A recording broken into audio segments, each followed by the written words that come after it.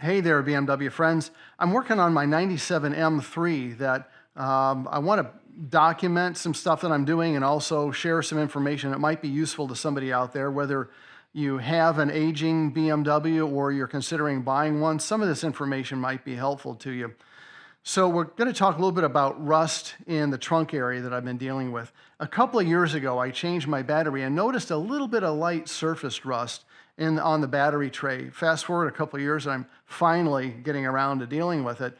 But I learned a lot in the process about different things. Talk about battery vent tubes. I'd never heard of a battery vent tube. Same thing with blind plugs. That's a new one on me. We'll talk a little bit about POR-15 rust treatment. This is not going to be a DIY. This is more about some filling in some details that might not be covered in other videos. But if you have, I'm going to put some things in the description, some resources, maybe links to other videos that are other people's. If you have some comments and have some other stuff that you want to chime in with, questions or answers, feel free to do that. And I might take some of that and put it in the description. Let's start with the battery. So I still have the battery out of my car. I haven't finished the project yet, but you can see here there's this vent hole. On both ends of this battery, there's a vent hole. The purpose is to let gases escape that are both toxic and corrosive. And so I got this battery vent tube. I'll have a link in the description area, but these are pretty much made by the same company, no matter what kind of car you have. Now, in this case, so you see there's this elbow, and that plugs in, and I'll have to figure out how to plug the other end. But then there is this end here that plugs into a hole in the floor pan of the trunk area. Some cars use a little different grommet and plug into the inside of the car, but at any rate, the idea is to let gases escape through this tube. And it could be that some of those gases contributed to the minor rust in my battery tray. I'm not sure about that, but that could be the case. In the course of this project, I ran across these things called blind plugs. These you can see all over the car in different areas. There are probably at least 2 or 3 of them in my trunk, but they're all over the car. I honestly don't know what the purpose is of these.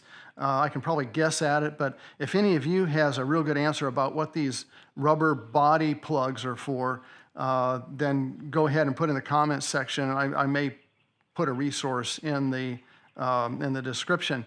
I'll show you in a little bit where this goes. So here in the trunk, you can see the battery tray. It has some surface rust in different areas, and I've dealt with that.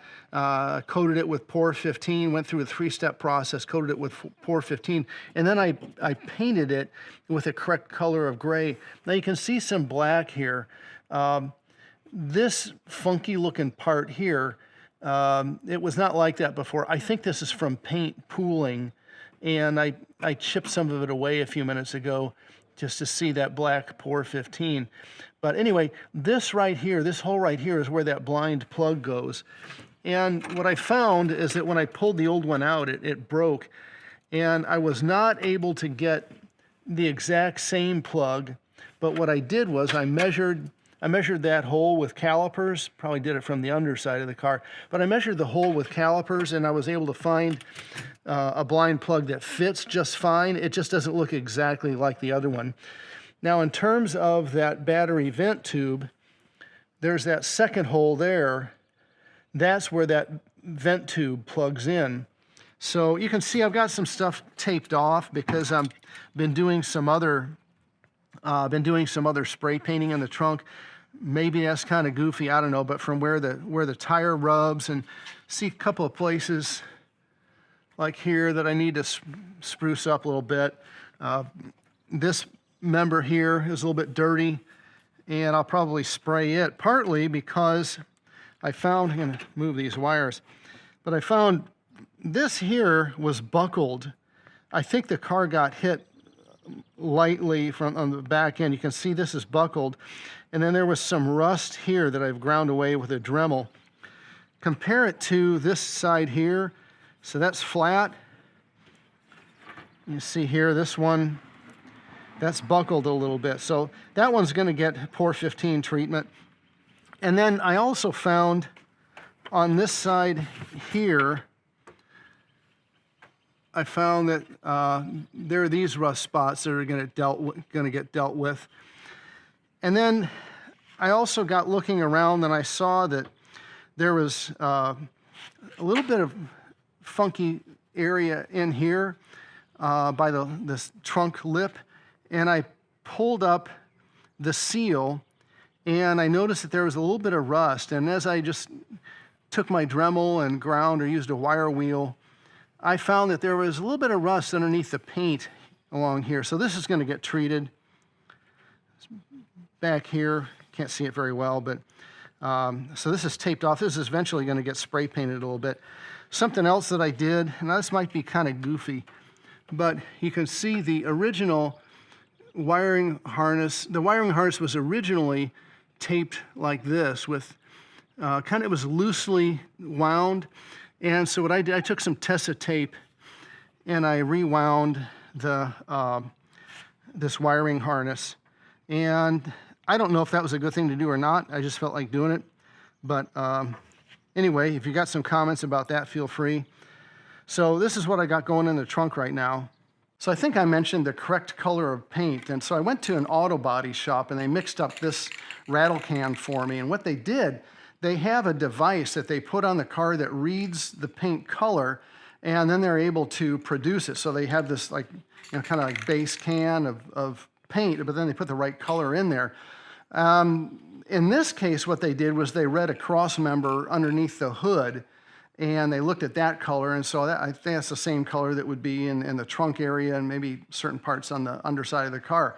So this is turning out to be pretty handy. I think I'm pretty satisfied with what I've got here.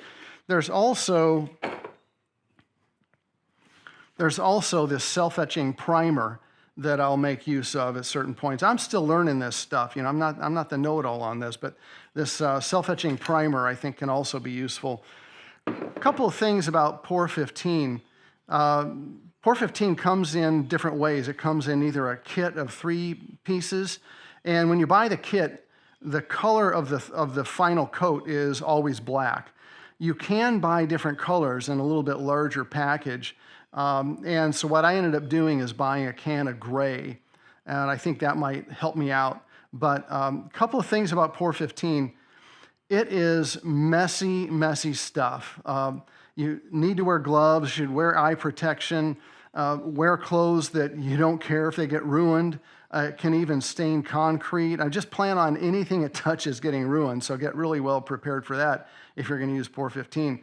Something else, the first time that I used it, I just used a cloth covering on my face. I think that worked out okay, but boy, I've done some reading on this stuff, and it can be serious. It can cause you some physical problems if you're not properly masking up. So I actually went out and got this from the store. It's got a filter in here that filters out the fumes.